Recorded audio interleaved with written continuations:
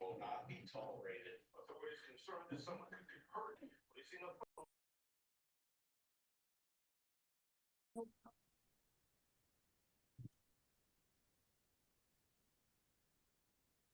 I have to click the OK. Hold on.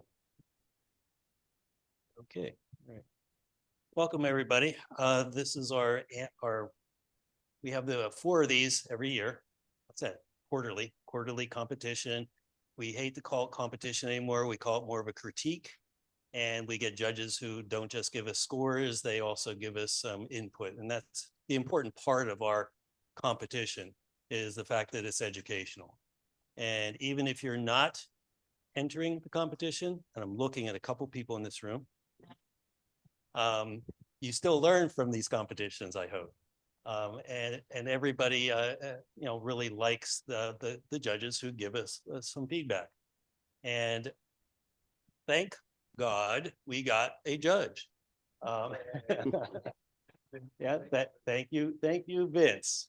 And Pete, correct? You go by Pete or Peter? Pete. Okay, Pete stepped in, and this is right up his alley from what I understand, because he is a black and white photographer. And so I'm really happy that we have a qualified judge who's going to give us some nice feedback, hopefully nice feedback. Give us feedback, yes. And so that's what happens behind the scenes every quarter. Vince is putting this together, and Vince is going to step away. I believe Vince wants to step away next year from doing this. At the end of this year, yes. End of this year. So Yeah. we are looking for somebody to replace Vince as the competition chair. So if you're willing and you're excited about the competitions, speak to Vince. He'll get you up to speed. And we do need these, I believe, right? Because it's an important part of our meetings during the year. Okay. I do have one comment. Rebecca, you want to step up? Yeah, I will stand. So you're looking at it. Okay. I'm Becky Carpenter, if you don't know who I am. Another photographer and I are doing a fundraiser photo shoot in Bethlehem on November 8th and 9th at the Archibald Mansion. And it's not usually open to the public. It's owned by the Park Service. And so if you're interested at all, you can contact me and I can give you the information. There are just a few spots left where people can come photograph the mansion, or we have 5 models coming and you can work with a model. So I've got a couple of spots on Friday and a couple of spots on Saturday, where if you are new to working with models or experienced. So Is that information? it's a fundraiser for the Archie Project, which is trying to restore the mansion. Well, the donation to come and shoot is $55. And if you work with a model, it's $42 extra per hour, and that goes to the model. And the $55 goes to the Archie Project. So it's a complete fundraiser plus fees that would pay for the model's time.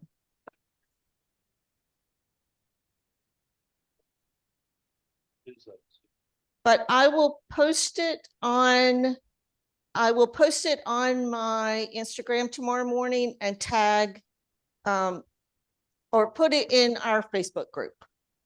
Okay. Yes. Thank you. And if you've seen her work, she knows how to work with models. Okay. All right. Any other announcements? No.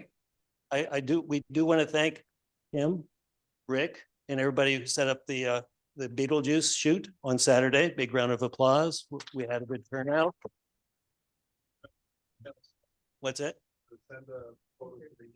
Oh, send photos, emails. Oh, to the models. Yeah, we'll post that on our Facebook site also. And no. In the newsletter. Okay. So the models would like some of the pictures sent to them. So we will post their email in our newsletter. And thank you, James, for the Beetlejuice pumpkin carving. If you haven't seen it already, check out some pictures. There are some pictures on the Facebook group. And he puts that out ever since he joined. That's how you join, right? Yeah, you join yeah, by carving our pumpkins. Yes, exactly. So that's all the announcements. Oh, one more announcements. We still need the treasurer, president, and financial officer. Okay. So if you think you want to be president, treasurer, or you have those bookkeeping skills, contact us. We're still looking to fill those terms. My term is up in December. Okay, so we do need a new president, right? Vince, take it from there. Okay. In reference to my stepping down, I've done this since 2018, and it's just time to move on with some other things. So we need someone to step up. Just like Pete Morton did for tonight. Pete is our judge tonight. The scheduled judge from scheduled 9 months ago had a medical issue and had to step aside. And the Maryland Photography Alliance put me in touch with Pete, which was fantastic for us, that they did that. And for Pete, who jumped immediately at the email request. Pete is very qualified to be here tonight and to have reviewed our images. He was certified in a course given by the Maryland Photography Alliance as a judge. He has judged dozens of camera clubs in the PSA competitions. Pete has given presentations on how to do judging. He's been elected as a PSA associate, and he's active in the PSA Digital Dialogue Study Group and administers a group that's focused on monochrome photography. He's also involved in managing the PSA monochrome competition of 17 international camera clubs. So he's well qualified to be here tonight. Pete has some thoughts about judging and competitions, but he specifically believes that learning from the suggestion of others is how we grow as artists. And you can pick and choose those comments that you feel comfortable with and move forward in your work. Pete has taught at the college level in England on digital photography, and he has also taught advanced Photoshop techniques to professional photographers in London. So we're quite fortunate to have Pete tonight. I want to, before I give the mic over to Pete to just say hello, I just want to clarify how this is going to go tonight. Our competitions have been running a little long. Our prior judge had really wanted this restricted to about 10 or 15 critiques, and that just wasn't going to work so well. And we had compromised and had the members choose which images, one for each category, they would like to have critiqued. And as I show those tonight, they'll have a white flag on the bottom of my screen. You'll see that white flag as the indicating that Pete will give an oral critique. The images that do not get an oral critique will have comments on the scoring sheet by Pete, which the scoring sheet will be available on the website, and there will be a link to download the scoring sheet in Friday's newsletter. So you'll get to see that afterwards, the ones that are written. There will be a few images that will have, or a few artists who will have two of their images critiqued because they picked one image for critiquing orally, and they ended up getting a place within that category from an image that they chose not to have an oral critique. So both Pete and I felt it was appropriate that those also have an oral critique since they were placeholders in the competition. And with that, Pete, if you just if you have a word or two to say, I'd be happy to have you do that at this point. And now I'll ask people to mute their mics at this time. Great. The first thing I want to say is that Vince was a pleasure to work with. He showed me how to be organized. and clearly knows what he's doing in this role. He's got some very large shoes for somebody to step into. Let me say a word or two about how I judge and what I look for. When I look at a photograph, the first thing that I notice is what is the emotion that I have when I see it, and is it giving me some sense of I really feel something about this image. And the emotions can be almost anything. It can be fear, it can be compassion, serenity, virtually anything that you feel when you see something that's either beautiful or horrible or anything that falls between those two. The next thing that I look at, of course, is the light, the composition, the lines, even the simplicity of an image. And for images in Class B, I weigh originality quite heavily. I think that it's great for people who are just getting into photography in a big way to take chances and to experiment. And originality is the way to show that you're doing that. And for the advanced photographers, originality is still important, but I also put a bit more emphasis on composition and the technical aspects of both taking the image and post-processing. So I'll do my best to avoid any personal biases, something that we all have. But to me, it's important that you realize that you are the one who needs to be pleased with your photograph. And I always encourage people to listen to the input from judges and from anyone and weigh that input and decide if you agree with it or not. Just because a person's a judge or has a title does not mean they're right about what your opinion should be. And with that, Vince, if I see that I can't make comments, I suspect that's because I'm not a co-host. Is that something we could do? Yeah, you mean comments in the chat? Drawing, pointing arrows, that type of thing.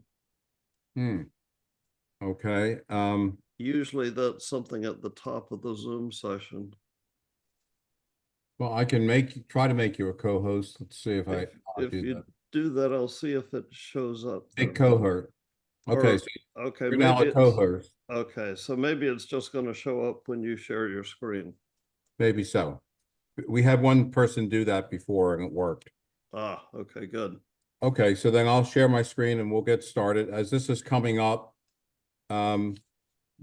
just as a clarification, the images were blind to Pete. He did not know who the maker was, and they're in a random order that I selected. And we're going to start now with Class A, Nature. And you'll see how we'll run this with the image first, then the maker. We are not doing scores on these images for this competition. So Right. let's see here. So when I I'm first saw this, I thought, wow, what an interesting lotus. I like the fact that it's not your typical lotus blossom. I've taken and seen so many lotus shots that all of the petals are beautifully arranged, and after a while, if you're looking for something a bit unique or a bit different, those just don't quite do it. But this one I like a lot. I think that it's well conceived, and I think that it shows a bit of bravery to take the lotus picture of a lotus that's not your classic image. So I applaud that. One thing that you might consider is to make it stand out even more. You could play with the lighting a bit. And by that, what I was thinking is you could even darken some of the areas like from there and here and darken it as it goes out. The new masking capabilities in Lightroom or Photo Raw would allow you to do that. And then select the center of the seed pod and brighten it and see what that looks like to you. You might find that that does some magic, but give that a try. And let me see if I can figure out how to get rid of those marks I just made. This was Single Lotus by Karen Lay. And folks, you'll see the white flag on the bottom indicating that we'll have an oral comment. So when you clear the screen, then I'll move on to the next image. All right, let me see how I'm going to do that. Huh.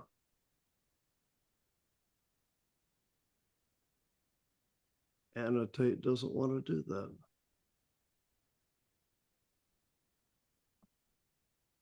Let's try that. There we go. There we go. The next image is Yosemite Dawn. This was by Lee Reeves, and this got a third place as shown by the 3 stars below. And I love this image. I think that it's absolutely beautifully captured. The focal point of the image to me is this wonderful log in the bottom left, and it's highlighted a bit by the mist that's rising above the water right behind the log. I think the light streaks that appear toward the better portion, back portion of the image are very wise to include. I think they add a great deal to it, a lot of interest.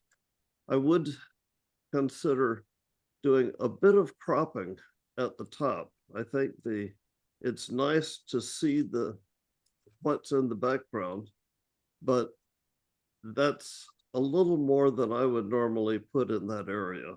I think that too much of that takes away from the beauty of the log and the mist and the bog area. But an absolutely wonderful image.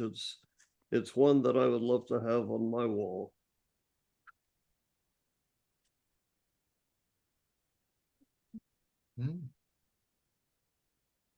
Fabulous Fungus by Rick Shea, and this got an honorable mention. And I mentioned initially when I talked about the first thing I notice when I look at an image is how it impacts me. And this one has a huge impact. It's absolutely fascinating. And at first, you don't even realize what you're looking at other than all the textures and lines and tonal ranges, and they're beautifully handled. It would have even done better, I think, if a couple of things. The main thing is that the 2 brightest fungi, this one, or 2 of the brightest, and this one, happen to be the ones that are in the least focus. And your eyes tend to go to the brightest areas of the image. And you really don't want to highlight areas that are not quite in focus if possible. But very well seen, beautifully processed. I would consider, if you can find this area again, perhaps a smaller aperture, get a little more depth of field, but nicely done and very worthy of recognition. Sorry about that. Hold on.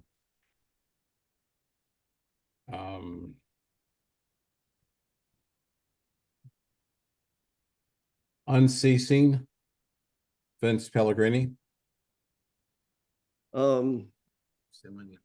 Fascinating image.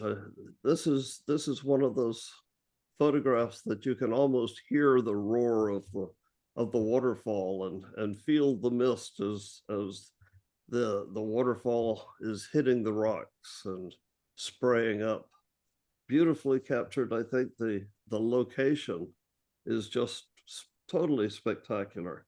It has a feeling of excitement to me because of all of the apparent motion in the image. A couple of things that you might consider. I think that the image to me is the waterfall and the spray itself. So this area, I would consider highlighting that, and this also, I think, adds a great deal to it. But highlighting that by darkening this area in the cliffs, particularly the bright spots in this cliff. I find that a little bit distracting. It's not a dramatic problem, but I think that it would add even more excitement to the waterfall and the mist rising. I would leave the foreground, the right bottom corner trees, pretty much as they are. I think that they're sufficiently dark and sufficiently detailed that they add a great deal of context. And I would definitely want to see that the far left, upper left cliffs are in fact cliffs. I just wouldn't want them to be quite so bright and certainly not have the highlights that they have.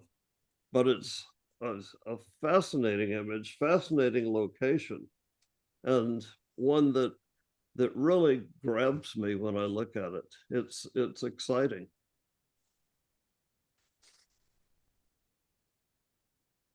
Storm at Jordan Pond, Bill Coughlin, and this got first place.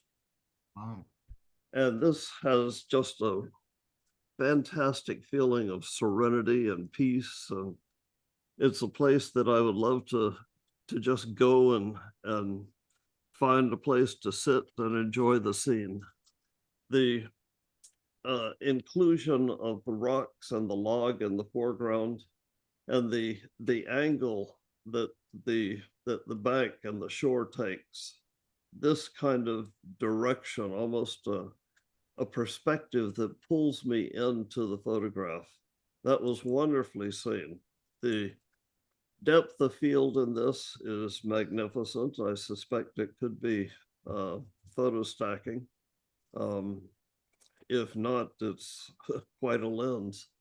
The in spite of the fact that I think it's close to perfect, there are a couple of things you might consider before you print it and hang it on your wall.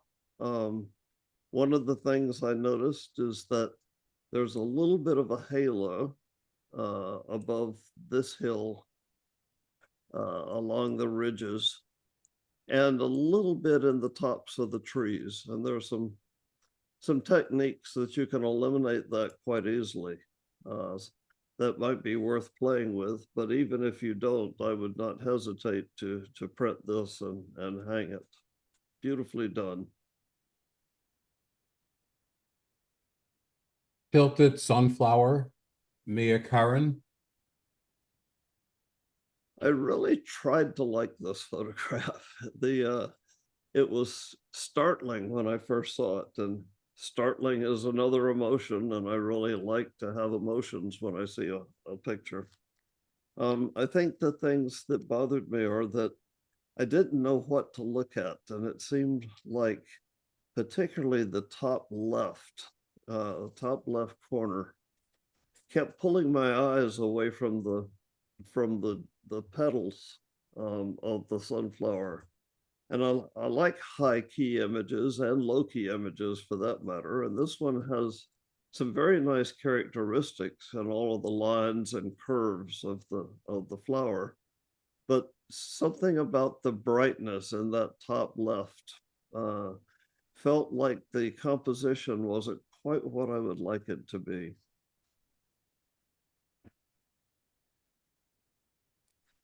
Ranunculus blossom. Jenny This Lodge.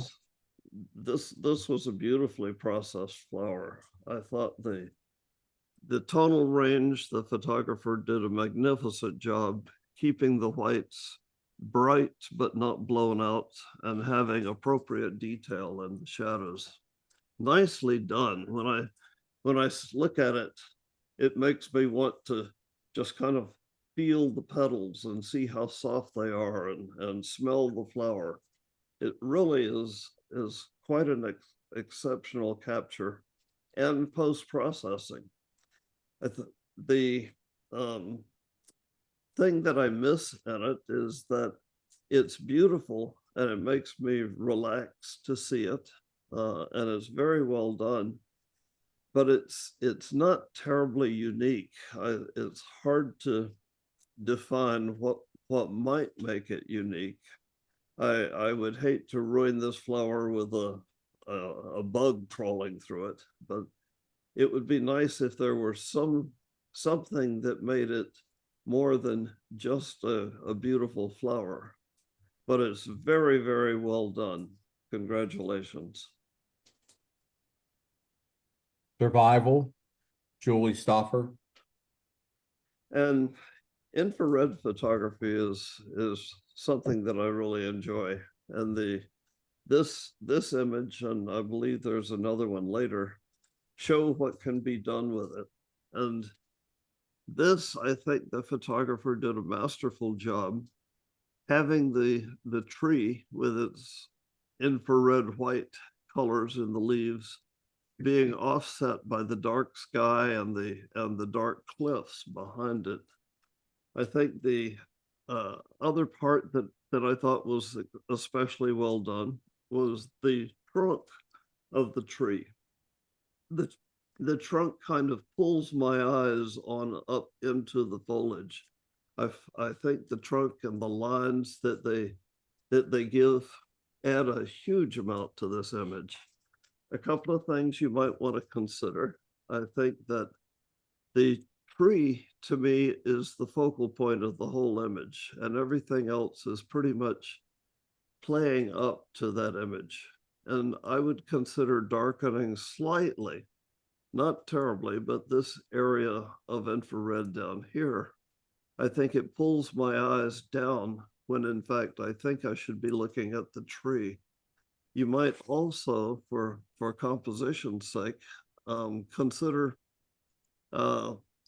these reeds, which I think are wonderful and do a nice job balancing the tree. If you select or take a brush and brush over this and then perhaps increase the clarity a little bit, or even just the highlights so that only the reeds themselves are brightened, not the background, you'd find that makes them stand out even more. But beautifully done.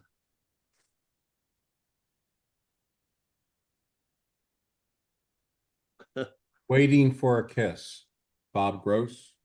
I love the title. And I showed this one to my grandson, who's my own personal art critic. And he was totally fractured. He kept saying, look at the reflection in the eye. You can see the person.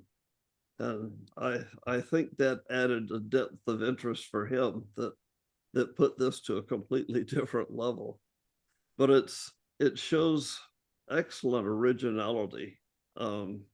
Most people take a frog that looks just like a frog, and this one to me looks like an eyeball, and it's well processed. The eyeball is well focused, and there's enough definition in the frog that you have no doubt what you're looking at. And the depth of field is very, very shallow, which works well since this is really an image of an eyeball. I would suggest you might want to try darkening the background a little bit. I wouldn't go too much because it would start to look artificial, but I don't think there's much else that I would do to this photograph. It is a picture that I like a lot. It's not one that I would consider printing and hanging on my wall, because it's not one that I think would hold my interest each time I came and saw it. But beautifully done, and I'm glad that I had the opportunity to see it in this competition. Sunflower, high key, Tim Huey.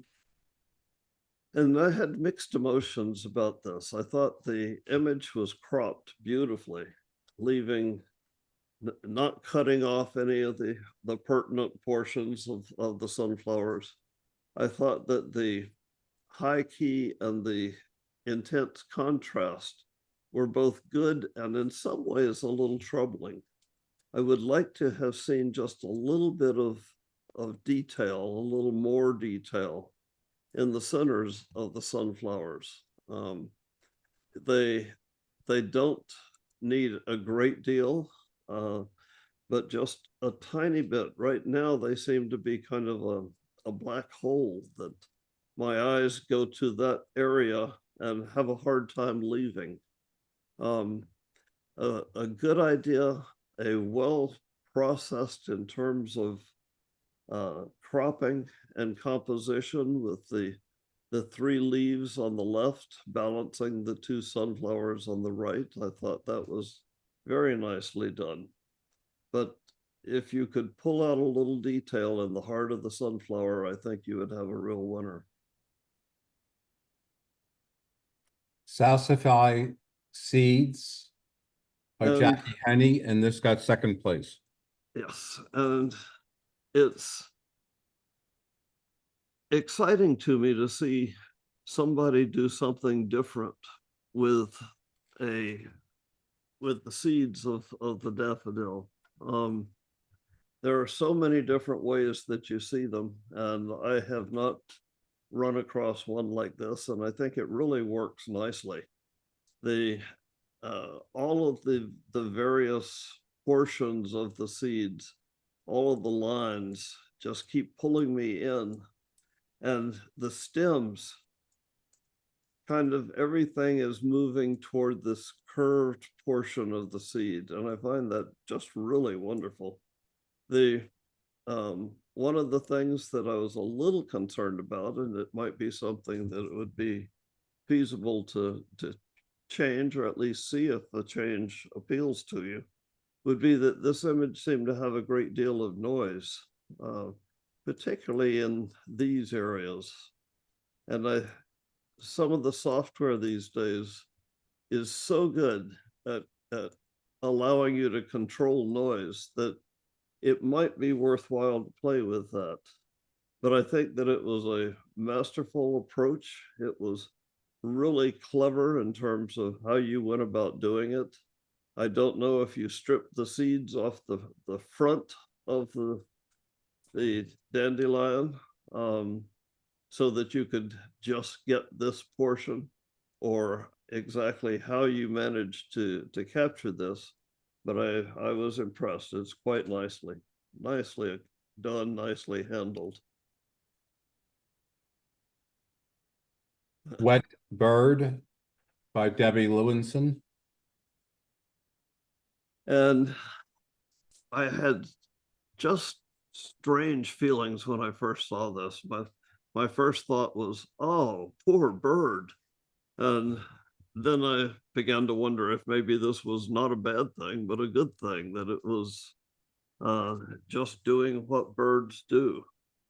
But the overall feeling that I had was one of being impressed with how well the photographer had handled this. The lighting, the tones in this, the blacks are dark, and yet the important black areas, like in the tips of the wings here and over here, and these dark feathers, all have sufficient detail. And the bright areas, of particularly the feathers, are not blown out. I do find that some photographers seem to feel that you have to have all of the whites go right up to the very top, but not be blown out, and the blacks go all the way down to zone 0. and just barely have any detail. And I don't really buy into that because that's not how nature is. And I think that this, I don't know if the whites go quite all the way up, but I don't think they need to go up to full saturation. Beautifully done and beautifully seen. I'd Oops, love, sorry. I'd Sorry. love to know how the photographer managed to get that image. And also I was wondering where it went. Oh, there it is. Okay, Sorry about that.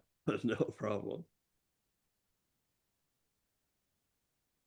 Edge of the Tide by Julie Stoffer.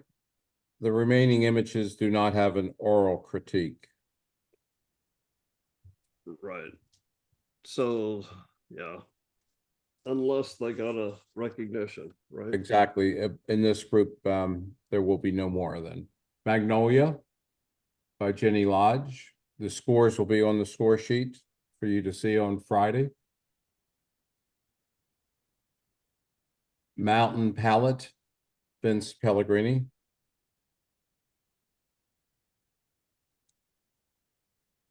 Keeping Watch, Bob Gross.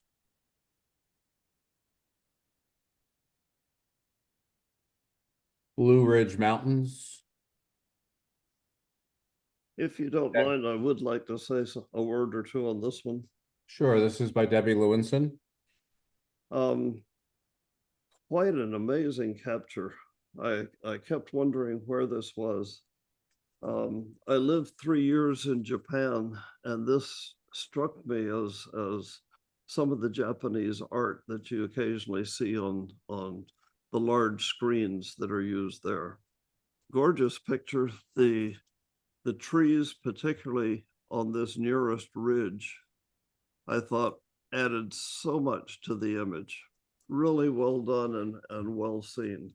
If I were doing anything, I might do something that it bothered me just a little bit that this dark area trailed out of the image, but it's really just a nit.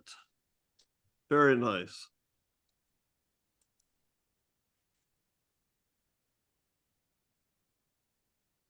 Northern Lights in Shenandoah by Karen Lay. And the Northern Lights are spectacular, and it's hard for me to imagine how one might capture the beauty of the Northern Lights in a monochrome image. This was a reasonable try, but every time I look at it, I get a feeling of if you've ever watched Star Trek, it makes me feel like I'm just beginning to move at warp speed and seeing the sky flash back past me. It didn't quite do it for me. Moonrise, Otter Cliff, Bill Coughlin.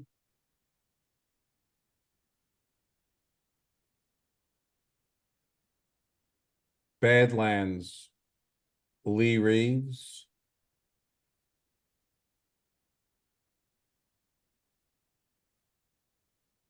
White Lilies, Jackie Henney. And that concludes Class A Nature, and we'll go to Class B Natures. We'll skip down to that grouping. Again, your scores and the comments by Pete will be on the score sheet that you'll be able to get when the link comes out on Friday. So the first image in Class B Nature is Fox by Shelby Thomas. And I thought this was an amazingly fortunate capture. Foxes being so skittish usually. The position of the fox in the image and all of the space above it bothered me somewhat.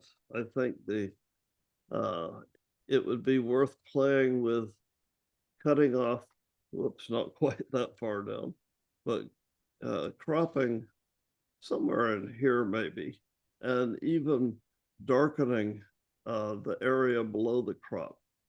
I think the fox is beautiful, and the fact that he's looking directly at you at the camera is outstanding.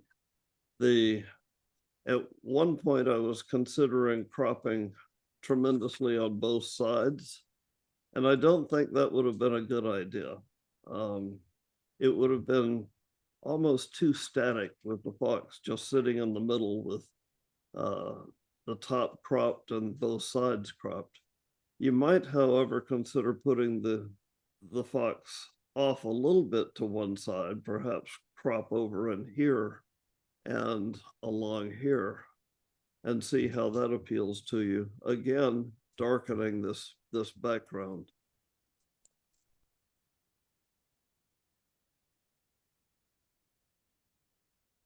Winter Willow, David Lobel. This was almost a high key image that I kept coming back to. I got confused by it because I wasn't sure where the photographer wanted me to look. The shapes of the trunks and the branches are wonderful, but my eyes kept roaming all over the image, and I couldn't find anything for them to just light on and stay. All of the various branches of the willow, I thought, added a huge amount to the image. And they almost made it an exciting image, almost like you're looking at fireworks of some type. But the fact that I couldn't settle on anything disturbed me a bit with this. It's very well processed, and I like the high key aspect, and I love all of the reeds. It would be great to have something that was particularly sharp, or an animal of some type, or even a branch that stood out. But interesting and well captured. Lotus Flower, Jackie Burke, and this got second place.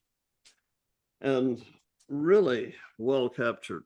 I thought that the simplicity of the seed pod in the middle, I don't know exactly what the photographer used to do that, but I think it worked. And I love the fact that the image is almost completely the seed pod. We aren't disturbed by looking at petals and seeing how they end or seeing how they twist. This to me was a black and white flower image that really came across the way the photographer wanted it to. The simplicity of the center and the simplicity of the petals above and around it, and then the complexity of this whole area in here made quite a contrast and quite a composition. I thought that was spectacular. Very nicely done. Hold on.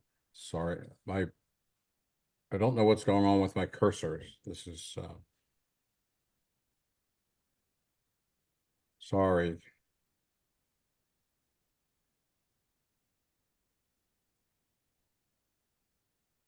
There we go. This is Untitled by Tindy Roberts, and this got a first place.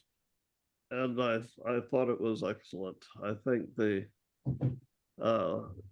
image, with the way the photographer handled the light behind the animal is the brightest area of the photograph and helps pull my eyes straight to the magnificent beast. The horns are shaped so that they almost make a funnel that my eyes grab hold of and move down through the rest of the animal. The foreground is sufficiently dark and yet has enough detail that it doesn't feel like it's just a black area. And the amount of sky to me works very nicely, because if you were very tight with the sky, it would feel awkward with the horns not having enough room to reach up where they are. The fact that everything is in a mist and a haze adds a feeling of mystery to it. I found this to be a beautifully done photograph.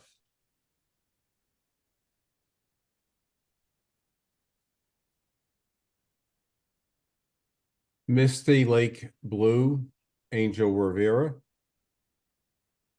And this to me, I like the angle that the photographer used. I thought it was excellent to be low, close to the water, and that allows you to get the reflection of the sky. The area on the right, I thought was a little broad. You might want to consider cropping because there's not much over here that's going to hold my interest. You might also want to consider adding a little more interest to the sky. The clouds in this area and even in the reflection are almost blown out. I can't quite tell if they're completely blown out, but it would be nice to have some sort of detail in the rest of the sky to kind of balance what's going on the left side of the image. There's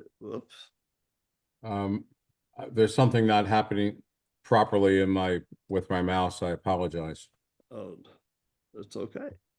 I like the mist. I think that if you could take this again with a telephoto lens, it would be really interesting to see this area back here. I think that might be a spectacular image. So if that's an opportunity, I really encourage it.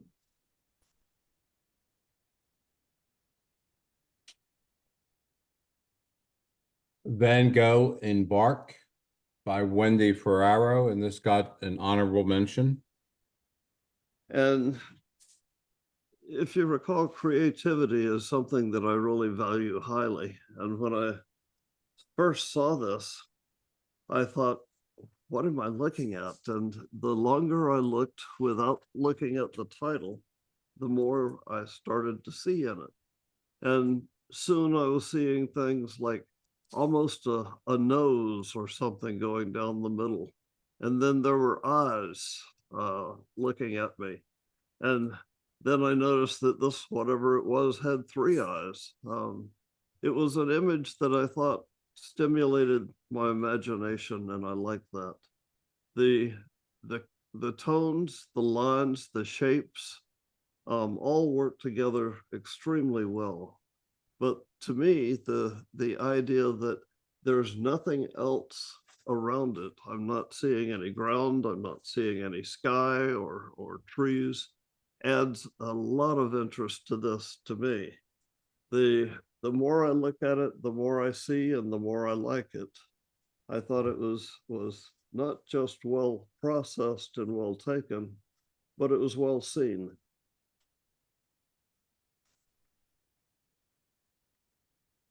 A Tangle, David Lobel. And there'll be, we're in the group now without oral comments, except there will be one coming up.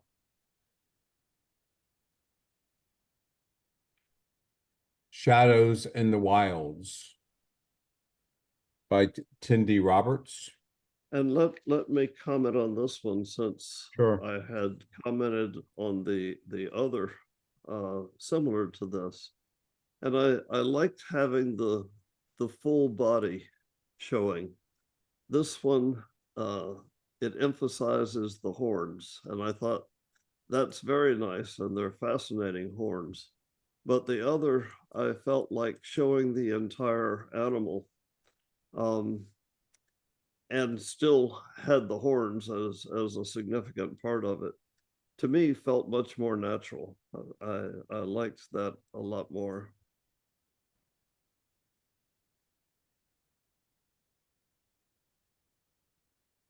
Peekaboo, Jackie Burke.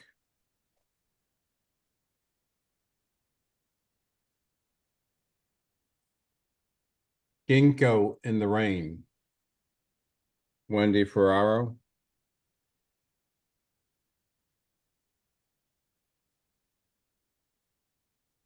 Mushroom Elegance, Angel Rivera. This had a third place and will be critiqued. Yes, I love the simplicity of this. I thought that the fact that I'm not seeing anything significant around the mushroom was very nice. I felt that the mushroom almost had an inner glow to it, which I thought was quite appealing. And I like having the stem coming up and bringing my eyes up into where the detail of this area is. It would have been interesting to have this leading edge also fully in focus, but it still works even when that isn't the case. I think the handling of the background was nicely done. You might want to even consider darkening a couple of the really bright areas, not all of them, but that one perhaps, and maybe this one that kind of pulls your eye outside the frame. But that's really not a major issue, just something to consider. Well done. And that ends the Class B nature. And to mix it up a little bit, we'll stick with Class B and go to pictorial. And this is Urban Tree Frog by James Agito. And I thought this was amazingly well seen and well captured. There's no doubt what I'm supposed to look at in this. I think the frog was beautifully captured, and what a wonderful pose.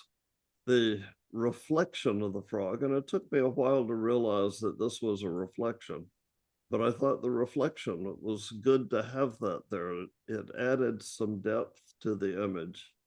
I thought the picture in the background gave some context that was actually positive, and it was dark enough that it didn't pull my eye away from the center of interest. I would consider darkening this area considerably. I think that you can either darken it a lot so that you barely can tell it's a building, or straightening it so that the vertical lines are actually vertical. It's somewhat disturbing when you have lines that are almost vertical or almost horizontal in something that you know, like a building edge, should be vertical.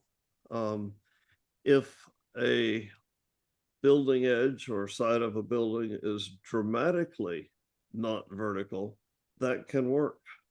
But if it's almost vertical but isn't, it tends to cause the viewer to be uncomfortable looking at it. But I love the frogs. I love the fact that we're seeing what probably is a fountain, because we can see the water drops in front of the picture and in front of the reflected black area. Well seen and well captured.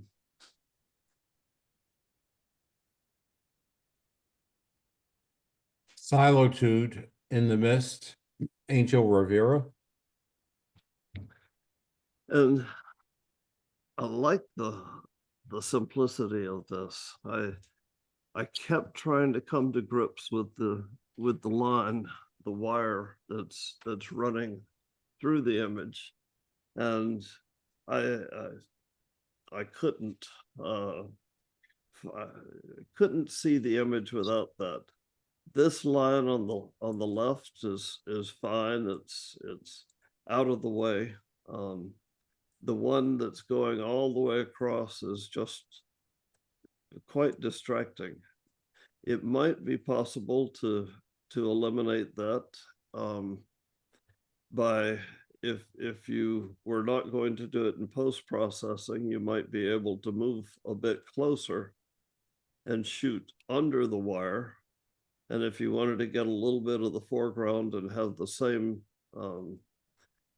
size silo, you could use a wide angle or zoom to a wider angle and eliminate that line. I like having the sun here. I like what it does to the sky and how it makes the sky quite interesting. That was nicely done and nicely seen. This telephone pole is absolutely fine. Nothing wrong with that being there. It's part of reality. So this to me was almost an image that I would have awarded if we could just do something with that pesky wire. Paris by Karen Almendinger. And this was quite interesting. I love the juxtaposition of the Ferris wheel and the dune. And I liked the fact that the photographer left the beach with the fence to control some of the blowing sand. The balance works very nicely because this large Ferris wheel is balanced quite nicely by the flag and the lamppost. I think that was, I'm assuming, quite intentional and quite nicely done. I'd consider adding a little bit of interest to the sky, but not much, because the image is really the Ferris wheel, and you don't want to distract from that. It might be possible to slightly darken the sky and let the Ferris wheel stand out even a little bit more. If I darkened it. Summer's coming on. Can we mute, please? Say again? I was asking our audience to mute. If I were darkening it, I would use the masking, the linear mask, and just darken it some from the top down, almost to the Ferris wheel. But it was very cleverly seen, and I think there was a bit of genius by including the lamppost and the flag to balance what's obviously the center of interest. Nicely done. Maddie by Becky Carpenter, and this got an honorable mention. And what I found most appealing about this was what I assume was an intentional position of the dancer with the peeling paint, so that they had generally the same shape. I thought that was very, very appealing. It made me feel like we had a balance, and it made me feel like the scene was one that just was coincidentally a balance, although I'm relatively sure it must have been staged. I did find the pipes distracting. I'm not sure.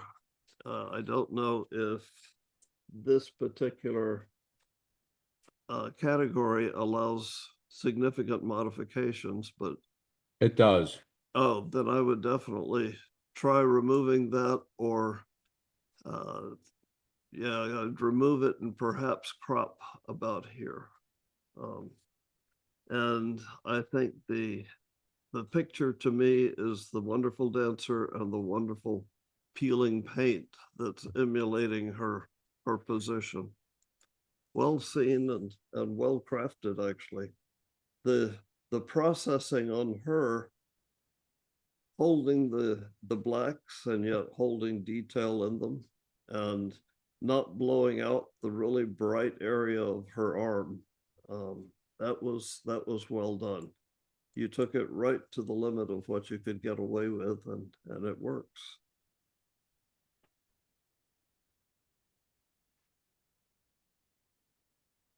General Kazuko, Dave Chrisman. And I found this image clever because of the inclusion of the person walking down below. Without that person, it would have been a very, very static image to me. It would have been more of a just a travel document that you wanted to show a friend the statue. Including the person walking helps that a lot.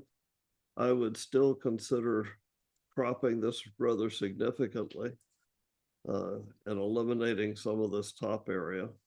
I think that would have been nice to find a way to further emphasize this person who's walking, because that to me is what has the possibility of making this an image that really works and is well composed, with him balancing the statue.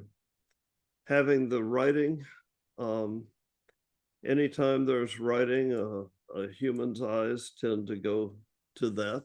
And if that's what's intended, that's fine. But to me, that tends to make it feel even more like a documentary photograph instead of something that you would print and hang up.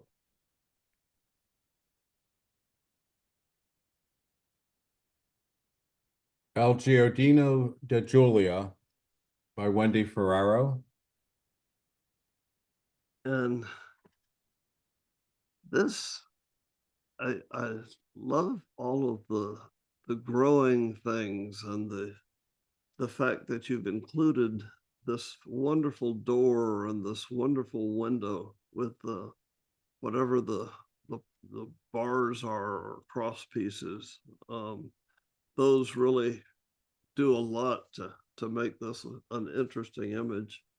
I did feel that the image felt a bit grungy in the sense of the contrast felt like it was very, very hard. It to me, an image of this type with the soft flowers and the beautiful door, you can an image of cactus can be quite hard, but flowers of the rest of the image to me feel more realistic when they're not so highly contrasted. I think a bit softer might have made this something that you could live with more easily. My eyes wandered around the image, but I found that they kept generally coming back to the window because of the crosses. That I found interesting. And it would go from there and then wander through the flowers and of course the door. So some thoughts for playing with the processing. You might want to see what you could do with that.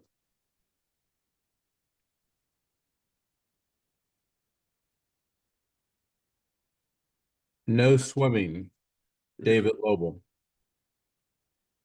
And the perspective is wonderful. And I like the way that the diving board and the platform, and then all of the lines in the swimming pool cover pull my eyes straight into the image. It's almost impossible to look at this without starting somewhere in here and then moving on back into the trees and the rest of the photograph. That I found a very good use of perspective and lines. I didn't find that it was an image that would hold my interest. It was one that I was glad that I had seen, but I don't think that I would feel much each time I looked at it after the first. I'm not sure what could fix that. Perhaps something, an animal of some type, or could be almost anything, sitting off on a side might add something that I would want to continue looking at.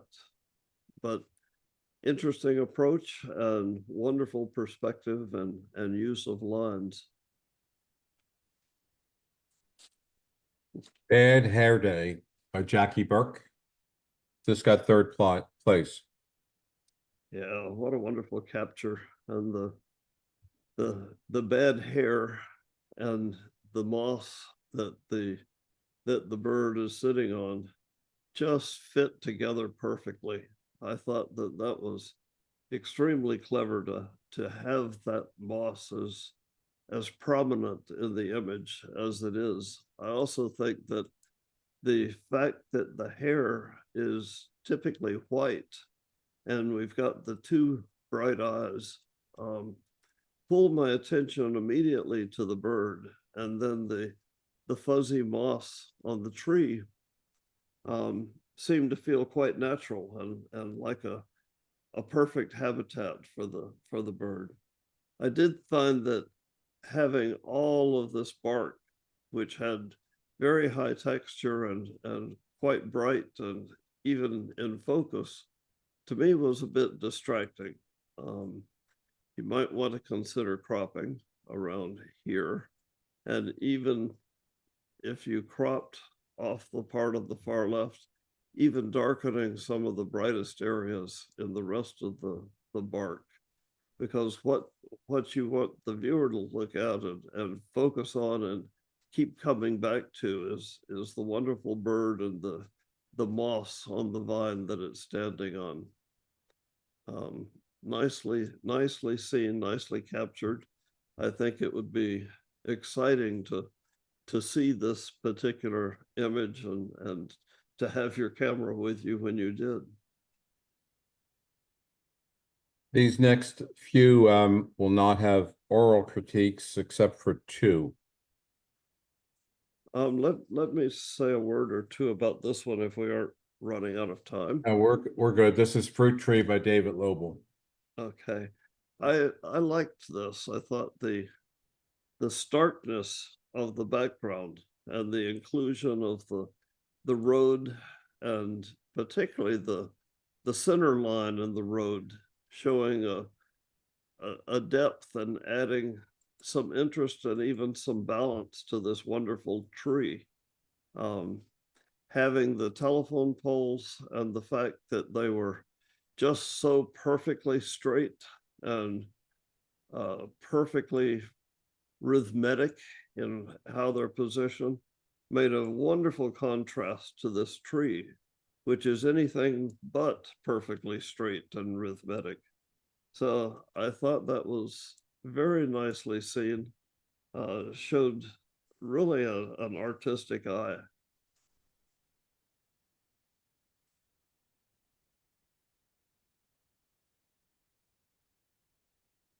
Tribute Steps, Angel Rivera.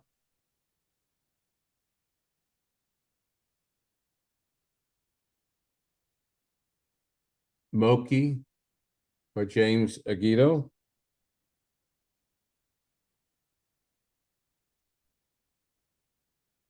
Hummer in the Summer by Jackie Burke, and this got first place. And this is wonderful. It is challenging, to say the least, to capture a hummingbird in this position. And one of the things that is often done that I find detracts a bit is to have a shutter speed that's so high that you see and an aperture that's so narrow that everything in the hummingbird is in perfect focus, and that makes it feel like it's not moving, makes it feel quite static. I love the fact that this back wing in particular is not quite in focus, and yet it feels quite natural where it is. The capturing of a hummingbird is something that takes great patience, but the processing of this image I thought was absolutely delightful. The hummingbird is clearly the focus of the image, and the bright throat and belly of the bird pull your eye directly to it. The hummingbird's eye itself is sharp and prominent. The flower that it's feeding on is in an excellent location in the image. What perhaps appealed to me even more was the handling of the background. I love the fact that we've got a dark bottom moving brighter and brighter in both up and to the left. And that adds a lot of interest to a very dull background. Nicely processed, and someone who did this really understands what makes an image really work well. My congratulations. Blue Pagoda, Wendy Ferraro.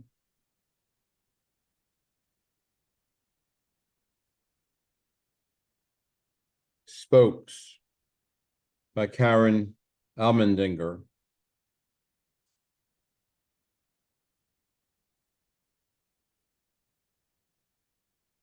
Dakota by Becky Carpenter, and this got second place. And I love this.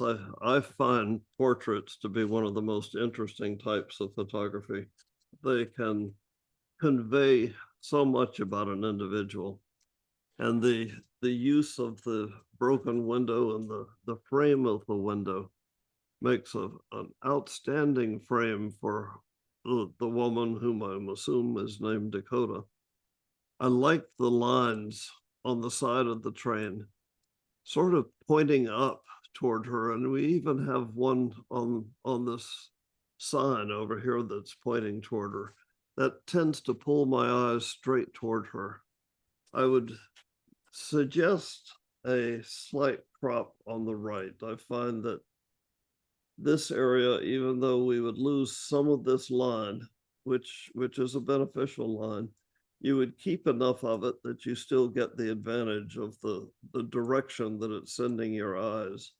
But I think that the fact that she's centered is not necessarily a wonderful thing. It's not detrimental either, but it would add some interest if there weren't so much over here that I'm not interested in. I don't think I would crop on the left. I think I would just crop on the right. That would put her a little to the right of the image, which seems appropriate since she's looking off in this direction. You want a little more space in front of her. But the skin tones, the tonal range throughout the image, all wonderfully handled. Congratulations on this. And that concludes Class B pictorial, and we'll move to Class A pictorial.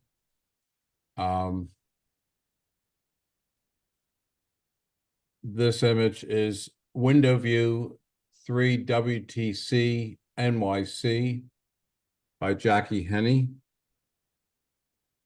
And an interesting image. And this illustrates what I mentioned previously about lines that you know are vertical, but aren't close to vertical, don't really bother you. It seems like, okay, that seems to make sense. If they were nearly vertical, I think you would find that made you a little uneasy.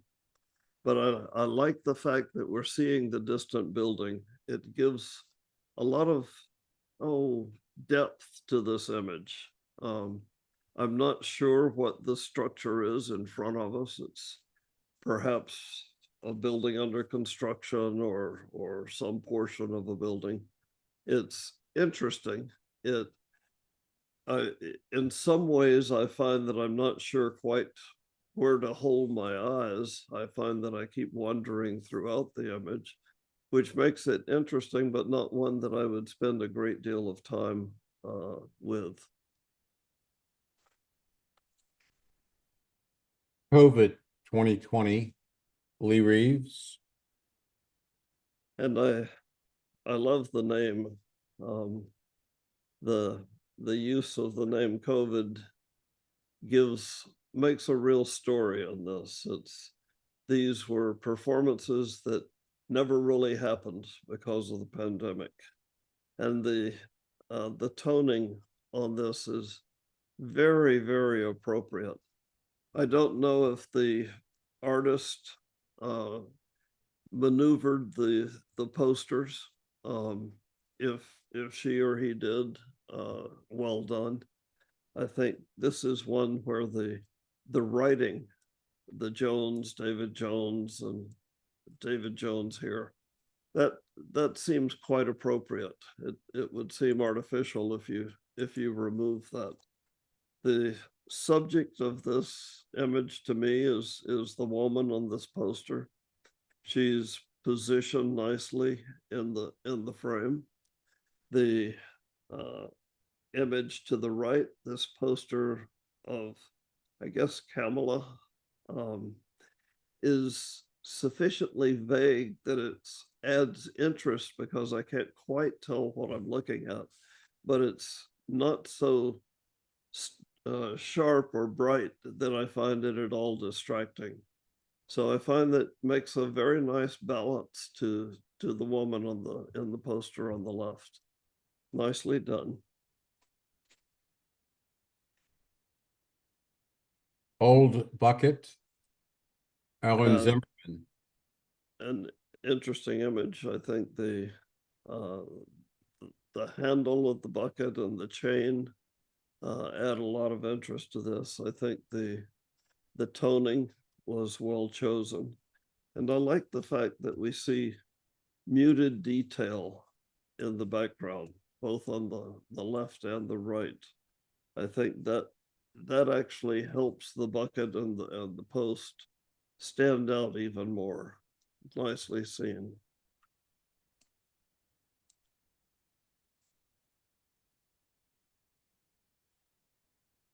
Sands of Time, Tim Huey, and this got first place in pictorial.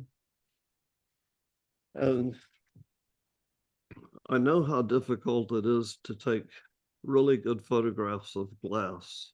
And I've done it many times and struggled with it many times. This one I thought was exceptional.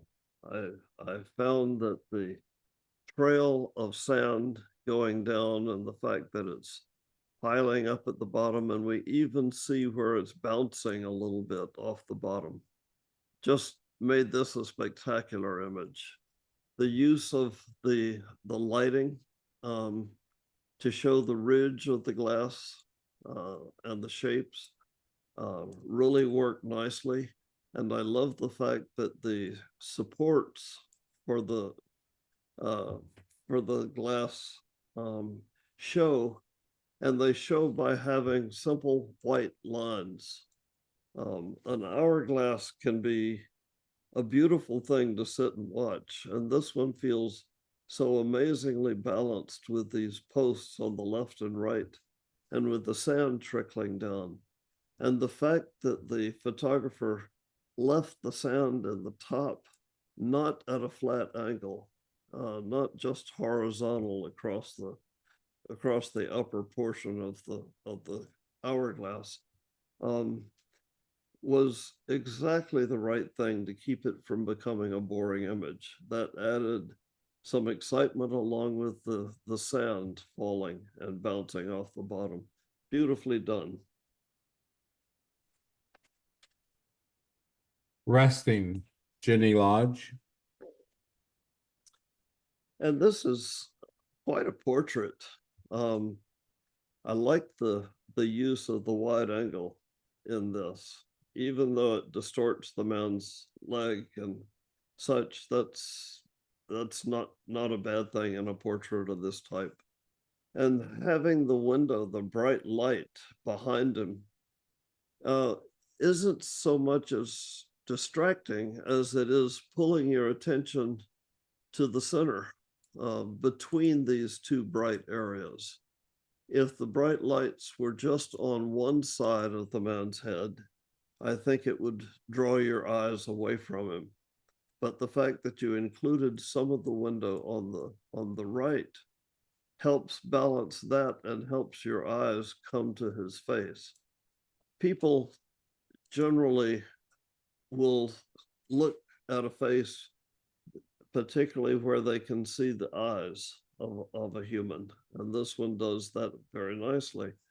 I think it's a portrait that shows quite a character of the man, particularly with the wagon wheel off in the corner and the rough beam in whatever structure he's sitting in. So it was very nicely done. I assume that it was either a place that you go as to take pictures of people who are showing off a particular old settlement or something, or you position the person, but it was well done.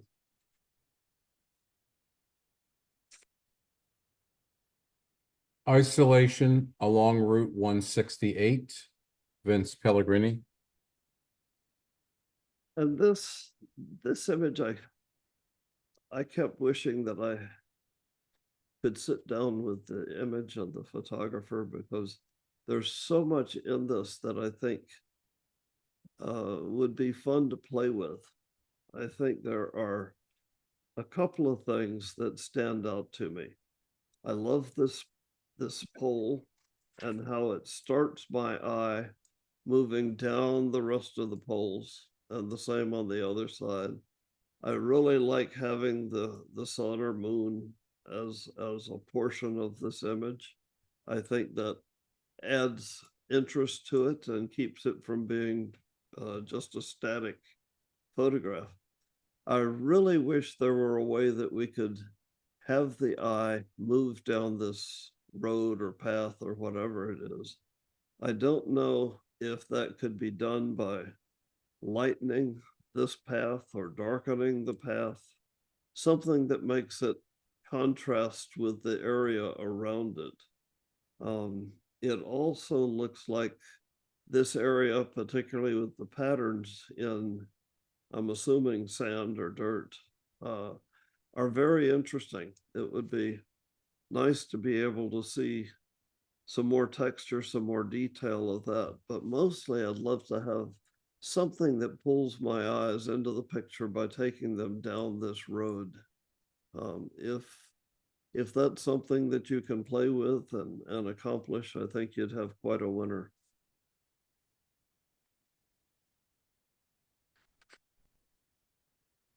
Reflections, Bill Coughlin. And reflections, I find personally really something I like to do. And I like to see, and I think this one has a lot going for it, a lot that's working well, and even more potential. The fact that there is writing on here works quite nicely, because that's what makes me realize that I'm looking at a building and seeing the reflections in the windows of that building. This particular building in the back, to me, has the potential to steal the show. It's got the reflections give it a fascinating distortion. It looks like a building you might see in a cartoon of some type. I would suggest playing with that to highlight that building even more. Keep it bright like it is, but perhaps add a little more contrast so that the lines stand out even more than they already do. I think the rest of the image, you might consider, well, I don't know if I would crop much of this image at all. I think having the balanced 507s, both on both sides and in the center, gives some composition that works nicely. What I struggled with is, what are the ways that I could make this one single building in the center even more of a focal point for the entire photograph? But well seen and well captured. The details in this, the tones, the whites not blown out and the blacks showing detail where there should be detail. Very well done. After the storm, Steve Heidel. And intentional camera movement is fun and can be quite interesting. And one of the best subjects that I've found for ICM are trees. You can move the camera in a way that the trunk and the main branches of the tree still show that we're looking at a tree itself, and yet have quite interesting leaves and foliage that does show the movement even more. I like the fact that I feel like I'm walking into a snow area, and that as I walk down this road, I'm going to feel snow dropping from the trees. Very well seen and well handled for ICM. Some people find that ICM is just confusing, but I think that it has a great deal of potential. And this shows some of that. Street scene, Debbie Lewinson. And I love the little child, the little girl in this, and the position of her hands and her eyes looking off as though she's thinking or looking off into the distance. I found the writing a little overwhelming.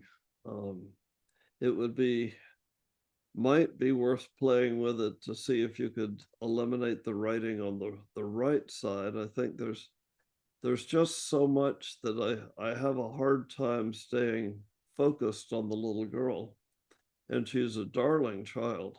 I think the street scenes is well titled, and I think finding and taking photographs of street scenes can be quite a challenge and also quite rewarding. So nice idea, well done. I think you can work with this and make quite an image from it. Remnants, Julie Stauffer, third place.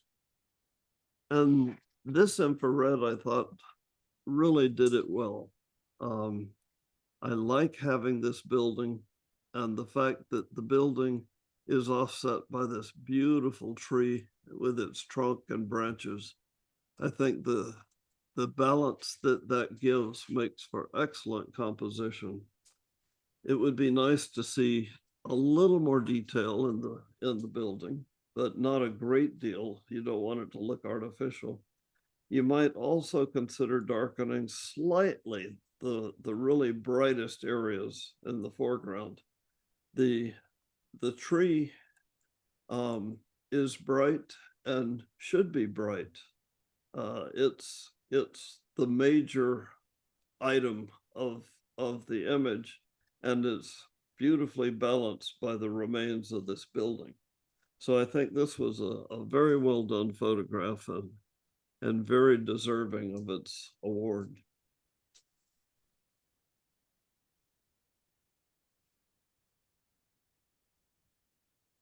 Swinging at the Fair, Karen Lay. And an image that you can't look at without feeling the excitement. You can almost hear the kids yelling as they swing around in this wonderful contraption. I spent a fair amount of time looking at this and trying to figure out what are these areas that are just minor darkness, and I finally thought maybe I figured it out. When assuming that this is one of those swings that as the faster it goes, the farther out the people are until they're almost horizontal. These areas would have been when the swing was starting up, and they were just slowly building up until they were moving up at the top, which is where you see most of the dark areas, which would be the people. The lines, the shapes in this are intriguing, and I find them quite captivating. I think this is a wonderful image and one that you should be quite proud of.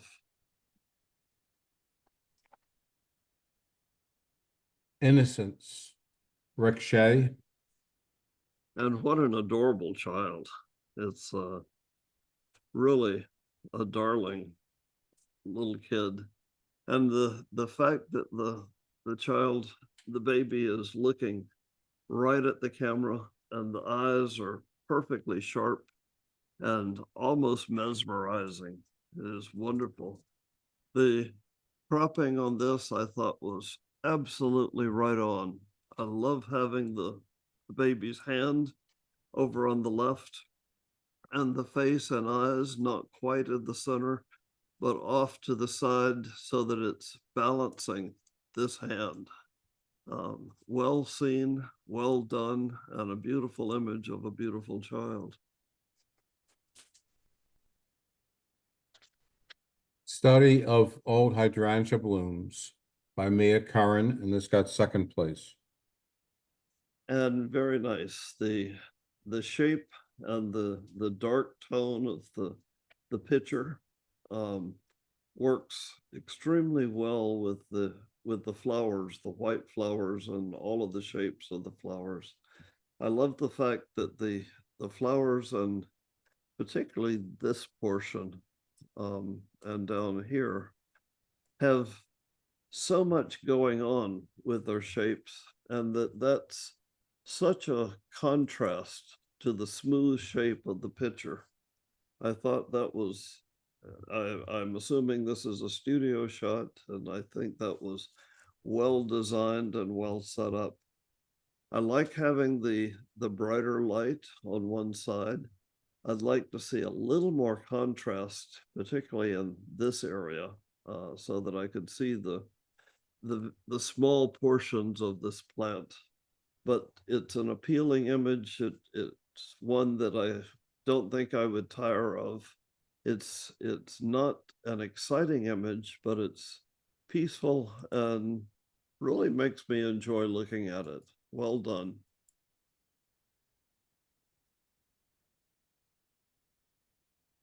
Yamaha 63, Bob Gross.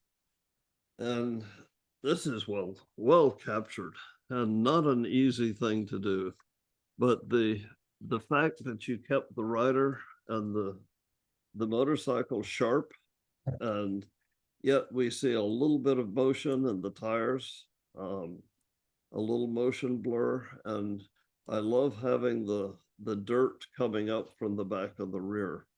That was well done. I think that it's an outstanding photograph of a man on a motorcycle. I'm not sure that it's very unique. I've seen a lot of motorcycle photographs, and this one is well done. But I'd like something that made it stand out from the rest. The fact that the background is bright works nicely and almost makes it unique, and it makes a perfect background for the dirt that's coming up from the rear tire. But I'd like it to have even more of something going on, but nicely captured and not an easy shot to take. The rest of these will not have a critique except for one. Windows Secrets by Ellen Zimmerman.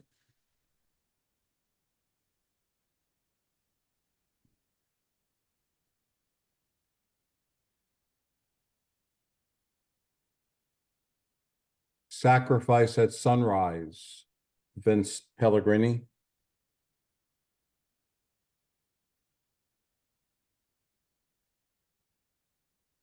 Teamwork, Bob Gross.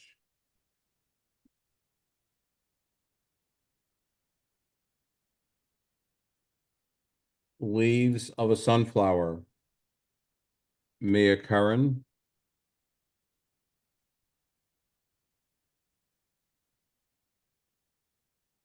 Cast House Window, Jenny Lodge.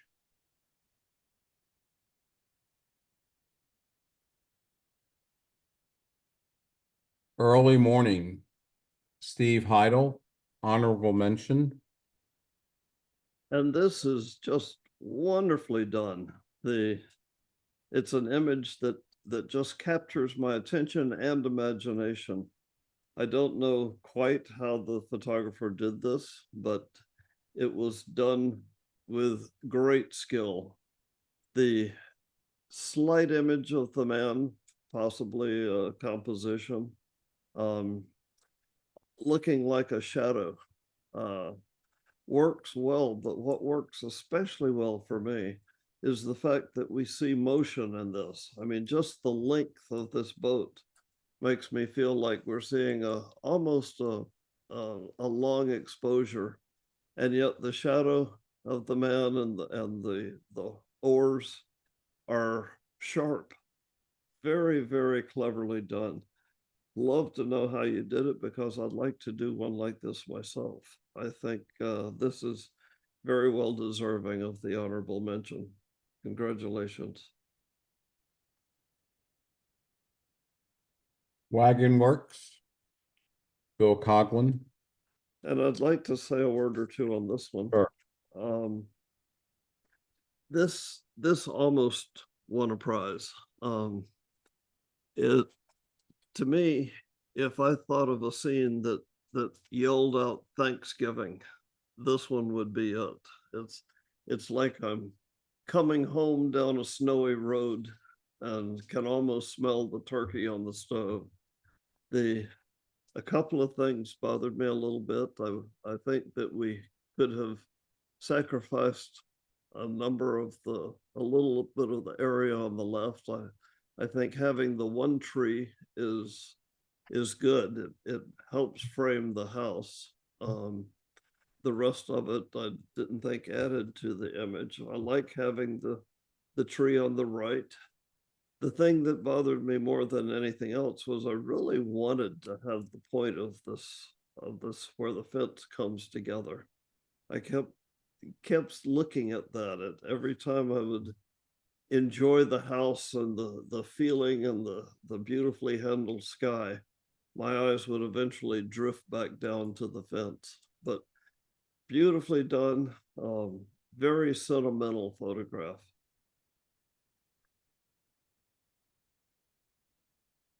Renathan, Karen Lay.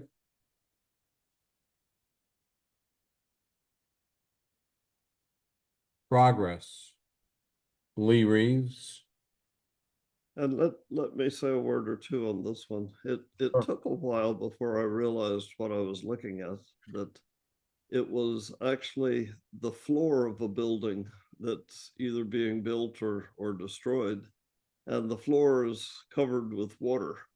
And so that's why the reflection that at first was quite confusing, but once I realized what I was looking at, it became quite intriguing. Interesting.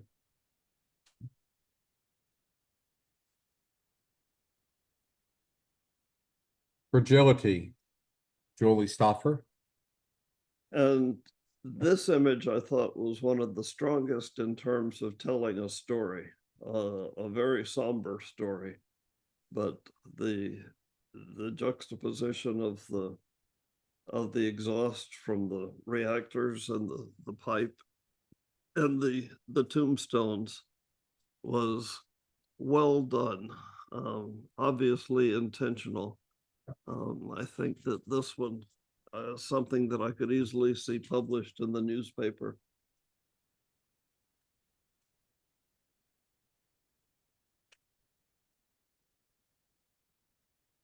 Cheeky Alpaca, Jackie Henney.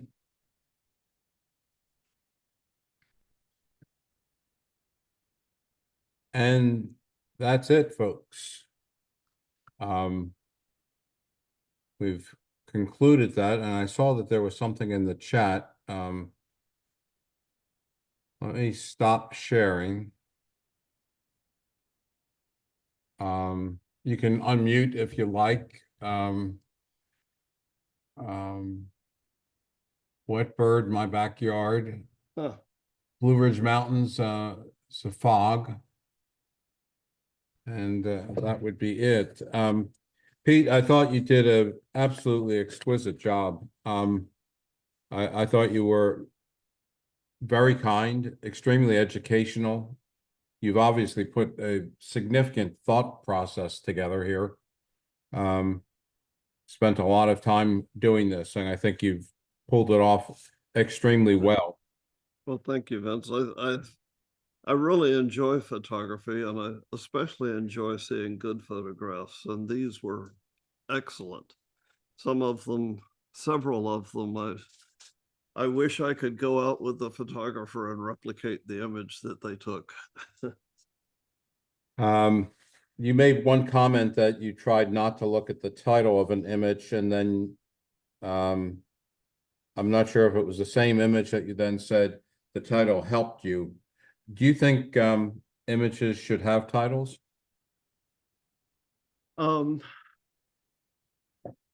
I actually do think that it's useful to have a title. Some images, once you see the title, you say, "Oh, yeah, of course," and suddenly it's like you just put your glasses on. So it can really help. When I judge prints, it's a harder decision because some clubs pay a lot of attention to things like the mat board. Other clubs, absolutely, the mat doesn't matter at all. And there's such a variety in prints, handling print competitions across camera clubs, that can be confusing. There were a number of good comments, learned a lot. Pete was very helpful and insightful, very considerate and kind. And I'll send you those chat comments, Pete. Thank you. Oh, well, I would thank like you. to hear from those who were present and those who review this recording. If the format worked for you, that we tried to shorten it a bit by cutting out some of the critiques. I thought we'll have to wait and see the scoring sheets for everyone to get the comments on the images that were not verbally commented on, but I wish we had really been able to hear everything, all of the comments, to understand what was said. You'd have to go back now and look at all the images, which will also be linked along with the score sheet. And we elected this time, after discussion at the board, not to post the scores during the time that the images are shown. They again will be on the score sheet for all to see. But if you have thoughts on how this ran, let us know, and whoever is running this next year can take that into consideration. Bob, any comments from the gallery there?